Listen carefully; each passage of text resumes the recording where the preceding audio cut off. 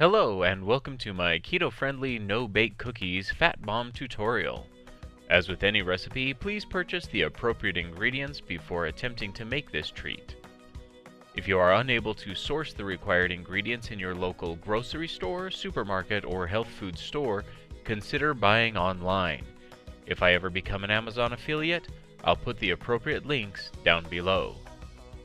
These cookies call for 1/2 cup of solid at room temperature coconut oil, 1/4 cup cocoa powder, 4 tablespoons PB Fit powder, 6 tablespoons shelled hemp seeds, 2 tablespoons heavy cream, 1 teaspoon vanilla extract, 28 drops of 0-calorie liquid sweetener, 1/4 cup unsweetened shredded coconut.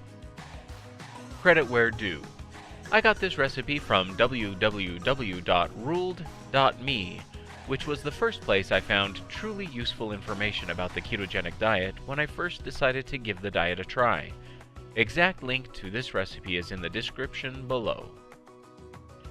For this recipe, the next step is to mix together the dry ingredients, except the shredded coconut, then add the coconut oil.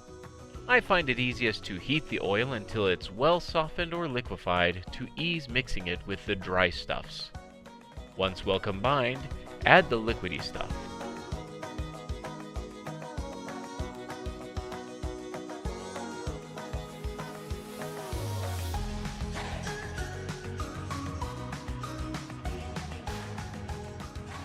Mix some more until uniform and gooey.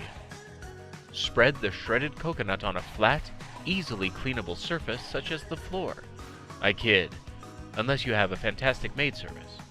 I'm using a plate. Use your best ball rolling skills to roll balls out of the uniform and gooey cookie dough stuff. Roll the rolled balls in the coconut until sufficiently coated to look like you tried. Place on or in a freezer-safe container. Parchment-lined cookie sheet, for example. I'm using a silicone muffin pan. Place in the freezer for 20 minutes or more as you see fit. I just keep them there and pack 1 or 2 in my lunchbox. By lunchtime, they are well softened and have almost the same consistency and texture as a traditional no-bake peanut butter oatmeal cookie. If you like this video or like this recipe, please leave a like. And if you want to see other tutorials that I do, don't forget to subscribe so you don't miss them.